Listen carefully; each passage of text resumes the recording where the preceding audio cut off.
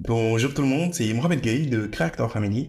Alors, aujourd'hui, on va essayer de créer un design spatial sur Figma. Allez, c'est parti. Avant de commencer la vidéo, j'aimerais vous définir c'est quoi le design spatial. Pour les gens qui ne sont pas au courant, Apple a créé des casques de réalité virtuelle assez futuristes. Et en gros, l'ordinateur spatial, c'est ça. Il fonctionne à l'aide d'un casque et les navigations se font à travers les yeux et le pouce. Si vous voulez naviguer d'une fenêtre à une autre, vous avez juste à regarder où vous voulez, cliquer, pincer le pouce pour y accéder. Alors, c'est juste une introduction de ce que je veux créer comme prototypage. Alors, bien évidemment, ce sera pas comme le design d'Apple exactement, mais je pense que nous pouvons apprendre beaucoup d'éléments à travers ce tutoriel.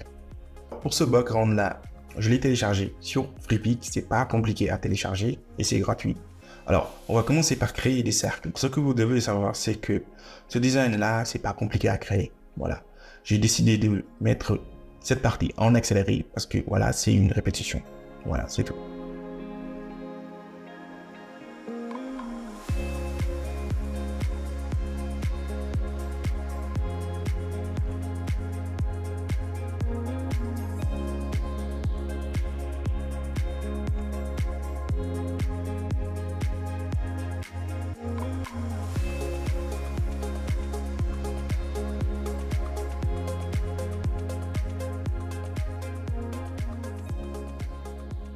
Alors là, c'est bon. Maintenant, je duplique ça une deuxième fois. Alors, je l'ai dupliqué juste par sécurité. Voilà, juste si je fais une erreur sur le premier écran, je pourrais me rabattre sur cet écran-là. Voilà, c'est juste une sécurité. Voilà, c'est bon. Je duplique ça une troisième fois. Voilà, c'est bon. Je le place ici. Maintenant, là, je vais effacer tout ça parce que j'en ai pas besoin.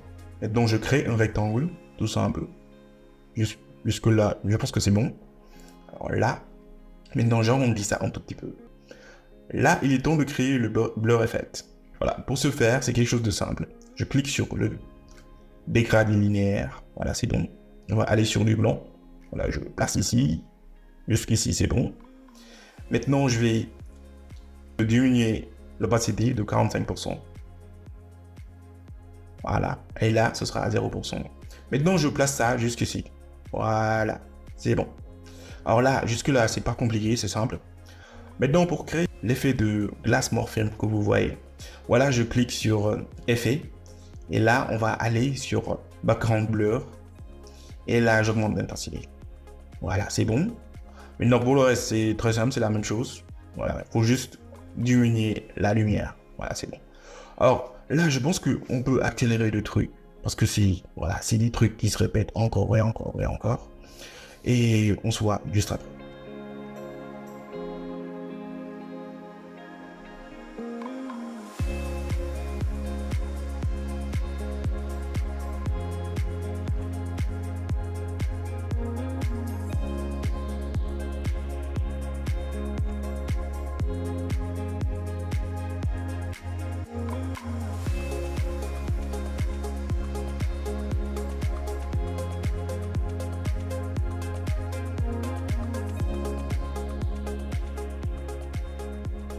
Alors là, juste là, je vais vous montrer comment insérer une image sur Figma.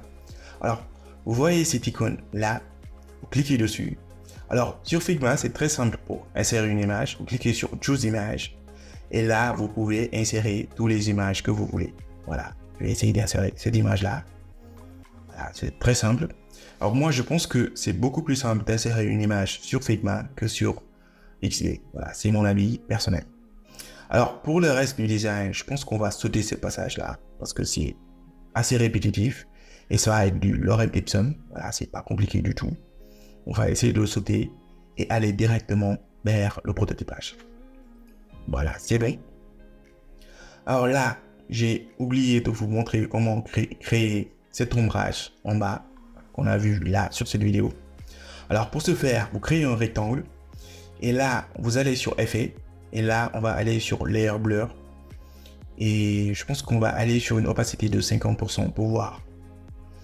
Juste pour voir. Et mettre du noir ici. Maintenant, on augmente l'intensité. Voilà. Je pense qu'on va aller sur 25%. C'est mieux.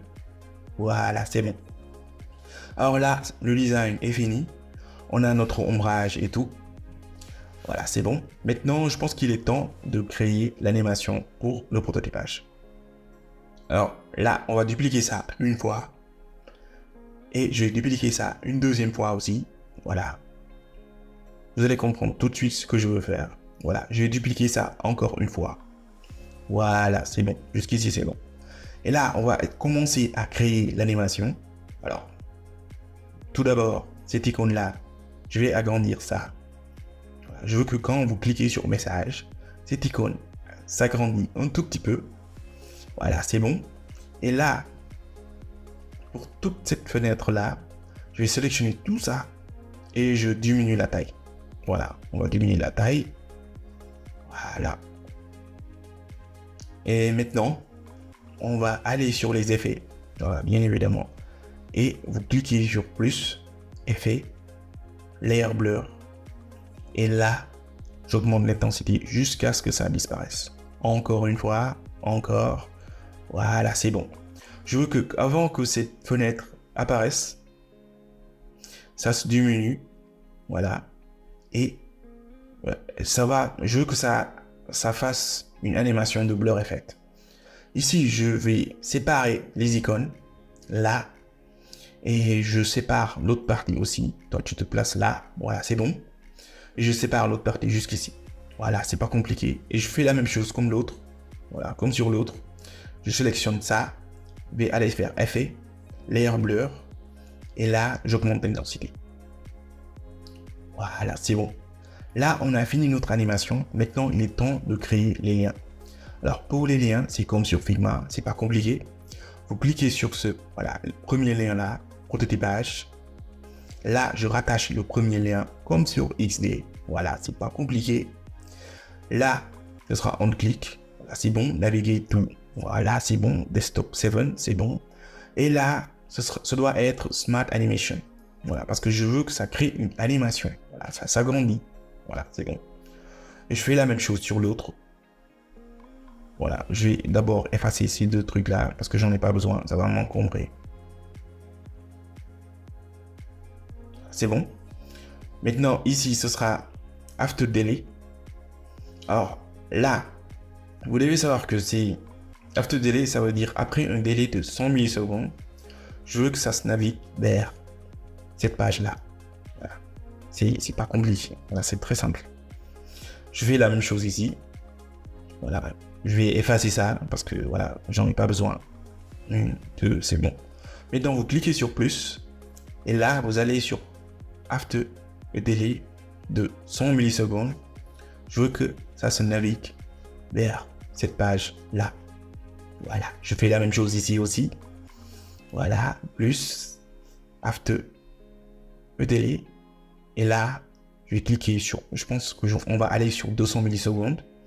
Et là, ce sera Navigate to cette page-là. Alors, vous devez vérifier que ce soit Smart Animation, sinon vous n'allez pas voir l'animation. Voilà, ça va aller sur Smart Animation aussi, ici. Et là aussi, je vais aller sur Smart Animation. Voilà, c'est bon. Voilà. Je pense que ici, c'est Smart Animation, c'est bon. Maintenant, il est temps de faire un petit test pour voir si ça passe. Voilà. Je clique dessus. Et là, ça passe. Alors, je vais essayer de diminuer le temps parce que je pense que c'est trop rapide. Voilà, c'est mon avis. Voilà, c'est trop rapide. Là, c'est à 3 millisecondes, 300 millisecondes, désolé. Je pense que c'est bon. Et les autres, on va essayer de le faire à 300 millisecondes. Voilà, je clique dessus, ici. Je le mets à 300 millisecondes. Voilà, je fais la même chose juste là. Et je le mets à 300 millisecondes. Voilà, c'est bon. De l'autre côté, je fais la même chose. Et j'essaie de le mettre à 300 millisecondes.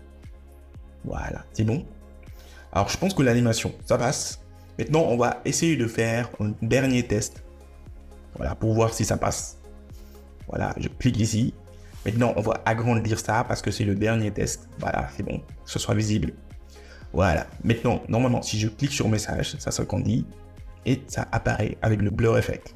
Alors, je pense que on a assez réussi ce design-là et je pense que c'est très joli. Voilà, c'est mon avis. Je sais pas ce que vous pensez de ce design-là, mais je pense que c'est assez réussi et le design est assez cool. Alors, on a appris beaucoup de choses aujourd'hui, non seulement le Blur Effect, et je pense que je vais continuer à faire des tutoriels sur Figma, parce qu'il y a d'autres mises à jour qui sont assez intéressantes sur Figma. J'espère que cette vidéo vous a plu. Si c'est le cas, n'hésitez pas à vous abonner, à cliquer sur cette cloche pour ne pas rater d'autres contenus. Et je vous dis ciao, à la semaine prochaine.